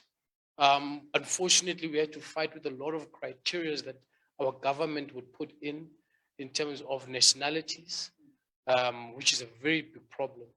And most of South African youth see the waste sector as waste, and our foreign national brothers and sisters are seeing more value out of it. And unfortunately, we still have to educate and remove the stigma that we have about waste itself, for us to be able to see value in it. We don't see the value in it. If most of the things that we are wearing is plastic, if you were to tell people that Skipase Pirates is being done by 3 Coke bottles, they're like, what? We're not educated. We don't know the value of the things that we're using on a daily basis. So we need a very long process of educating, of stigma changing, and actually upgrading our minds. And I think we need to move from that element of free. I think we're born in that generation of freedom. Free Mandela, free electricity, free, everything is free. So immediately when you have to start working for something, it becomes a problem. And when your foreign counterpart comes and does something, we start complaining. So we've kind of structured this registration system that it should not be ID proven. You don't have to produce your ID document, as long as you can come and prove that, you know what, I've had this impact in saving your South Africa, in making sure that your sentence is clean, you know, and be able to get people to be compensated for that. But for South Africa, really to be on that level of having our youth to fully take the advantages of plastic, we're still a bit far. You've got countries like Kenya and Nigeria, where you have women collecting plastic and collaborating with academics. And there's a Mr. Green in Kenya who's making roads out of plastic. And you compare Kenya and South Africa, we're supposed to be step ahead of them. We have a problem of stigma on waste. We don't understand the value of waste. So the sooner we understand, the sooner we start reading our books and understanding what waste is and what we can add on waste and how waste can eliminate humanity. That's when we start seeing the importance of how we actually manage our waste. Thank you very much. Yes, please. Okay, thank you for that question. I think we'll both answer it. You was targeted to the hospitality industry, but I think definitely it might not happen today or tomorrow, but we definitely can disrupt white monopoly capital, especially in the hospitality industry, especially in the restaurant space. I think one of the things that is key, look, we know that for every Black child that sets out to start a business, there's a from a white person, and just generally in society. And I think it's because the odds are against us. There's so many hurdles. If you think about it, just in the restaurant space, rent, my favorite, it's so high. And if we owned the building, rent gone, like 50% of our problem gone. We might not need to close down. We might not need to consider how long we can keep the business open.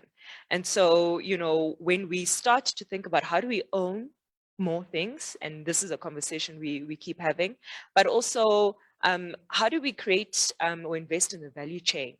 So, for Mangrove, for instance, a big part of our philosophy is to say, how do we source our things, the things in our business from Black businesses. So you'll find that from our tea to our honey to the various things that go into making food and restaurants, we aspire as much as possible to source that from Black-owned businesses. We're not quite there yet, 100%, but it's important for us because what it does is it then keeps other Black businesses open. There's that movement of money within the Black hands that we want to see happening. And, those businesses are employing more people and creating more opportunities for other people. So yes, it can happen. It might not happen today. I mean, if you think about, you were talking about how you come from, I think you said, and you want to open a restaurant in your space.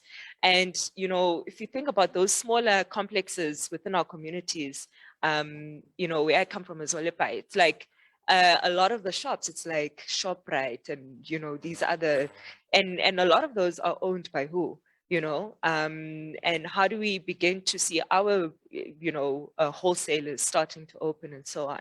And I think that's the imperative, that's a responsibility, that's a challenge we have with our government and investing in some of these businesses. It's not just about, let's get as many young people employed, let's get as many young people opening businesses. It's also being strategic about disrupting the entire value chain, disrupting and unsettling that, white monopoly capital. And I don't necessarily think that's a priority right now for our government. But like you said, it is in our hands and we keep trying. Am I supposed to say something?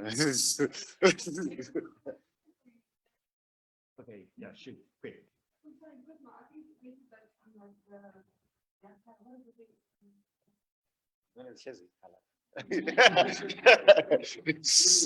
As you a night agency.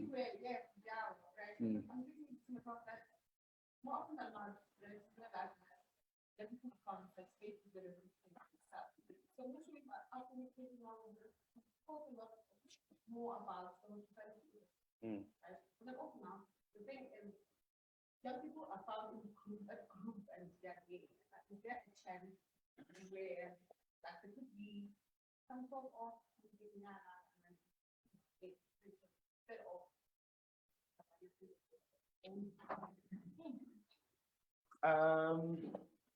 Firstly, I think the big thing for me is is I'll start with your initial question and quickly wrap it up and then get to that.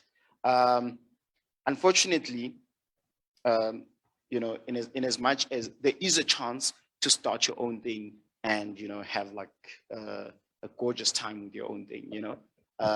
But the issue, I think our biggest problem, besides white monopoly, that's not even our biggest problem. Our biggest problem is ourselves, because you want to start your own thing and push it, and the people who will sabotage your own thing are your own people.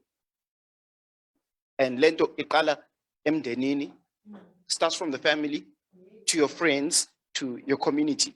So we need to first change our mindset, you know, in those circles. Then we can focus on people like on the outside. We're not even there yet. Let's start here. Then, like, for example, it goes back to the whole waste thing. We need to start, just because he does waste, you might look down on him when you see him in the streets, and then you see, oh, Sean does entertainment. Okay, let me, you know, treat him better. But he could earn more than me, you know? And that's the thing. We need to first start here with our mindset and our own circles. Then we can focus on like Abelung. Abelung are just doing their own thing, dude. They're having a gorgeous time doing it too, you know? So for example, there's a lot of people in your own communities who have got small back gardens where you can actually go and buy your fruits and buy your whatever. A lot of people do that. I know, I mean, my aunt, like, okay, she stays in like a suburb, but she's got her own back garden, and we go fetch our fruits and whatnot from there, you know? So you can start your own thing. Remember, you can have a piece of land and put a container and start there, you know? And that's the thing. Put a container, start there. You can even start in your own kitchen.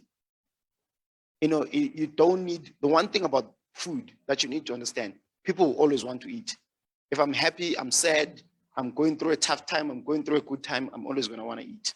So you can start your own thing, find out who in your community is growing what, and go and buy from those people. Then you can, that's your start point, and then move on from there. Next thing, last thing, sorry, we need to finish. The next thing is, there is an opportunity for young people to be, you know, obviously taught through Groove. It's just that right now, our biggest issue right now is, yes, I know I work in the space, and, you know, I'll be crucified for saying this. Our biggest problem is the influencer lifestyle. You cannot, I can teach you something today, and then you go online and see this particular influencer posting with, okay, whatever, that's opposite to what I just taught you. I just told you, you know me, you know my real life, you know, you grew up with me, but you're going to choose to listen to that person. So how it now goes back with you. We can obviously have the situations of, I'll give you an example.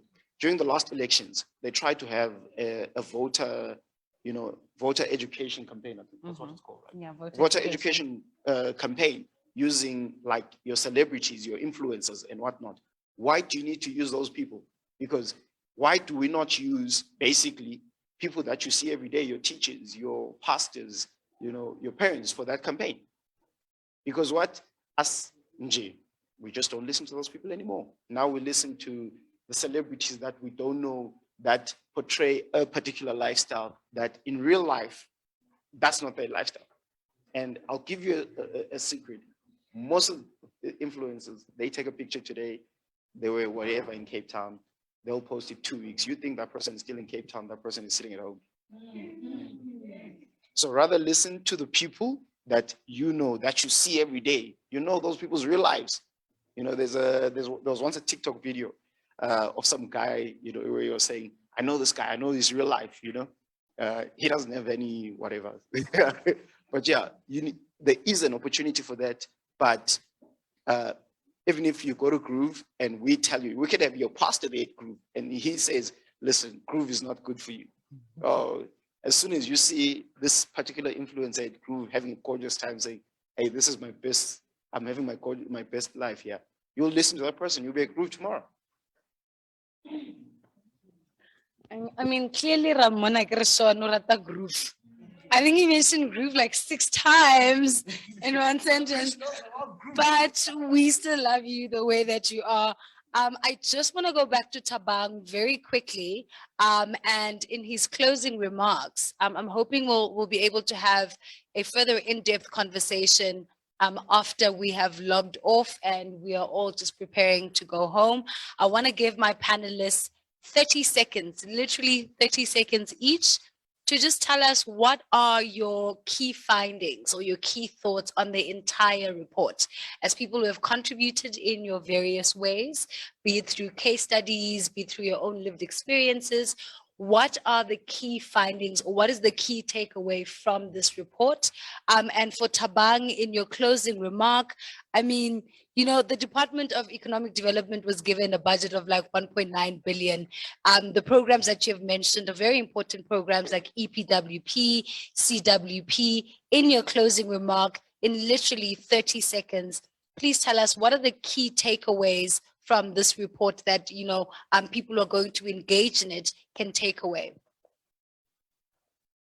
We'll start with Thabang, and like I said to my panelists, 30 seconds, please. Okay, so I can't speak on behalf of the department, right? So let me just focus on, okay, so I think one of the key ideas I would like to highlight in the report is that we really need an unemployment grant, right? So, and it's not a replacement for jobs, right? But as we wait for job creation to happen, which will not happen now because we're still coming out of a pandemic, and even you know, so at the moment we need that unemployment grant to be put into place while government looks for other solutions, because just because a young person is unemployed does not mean that they should not eat, right? So an unemployment grant is not for luxuries and groove and whatever, but of course the young people can use it for whatever they want. But what I'm really emphasizing is that it's just to make sure that people don't have to suffer unnecessarily just because they don't have a job. Thank you. Dr. Luyanda, 30 seconds and no more, please.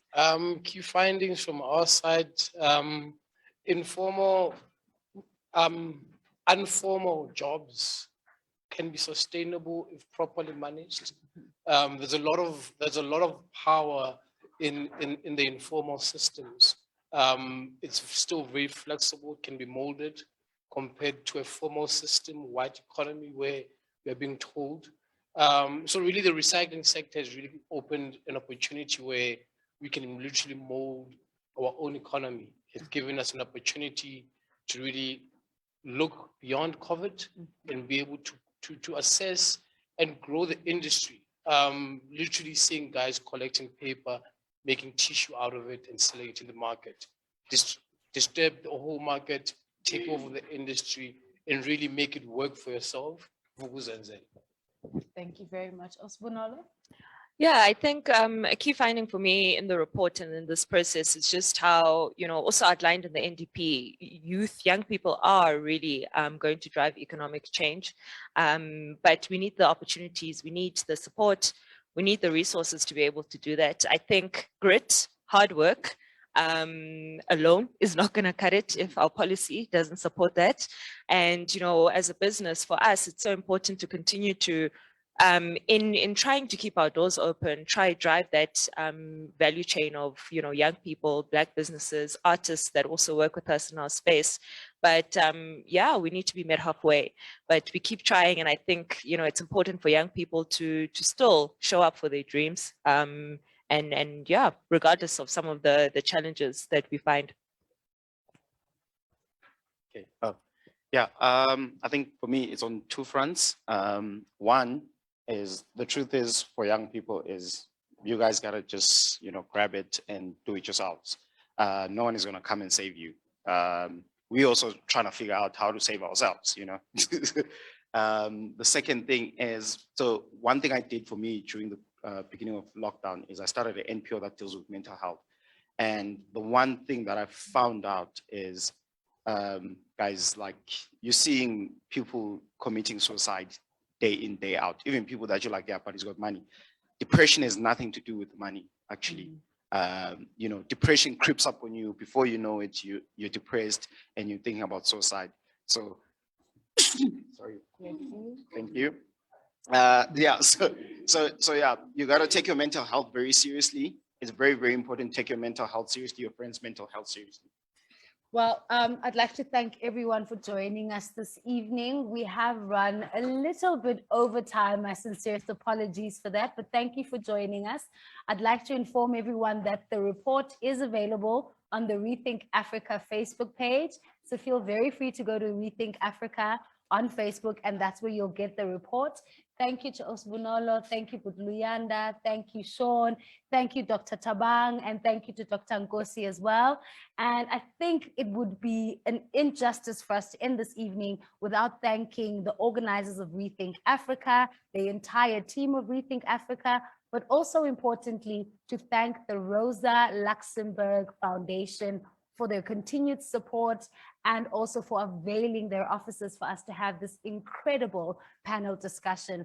Well, from me, Kitty Cat, the chocolate of the revolution, the sweet thing, thank you for joining us, and please do grab a refreshment, grab some pamphlets on your way out, and we will have another one of these conversations very soon. From me, bye, comrades. We're done.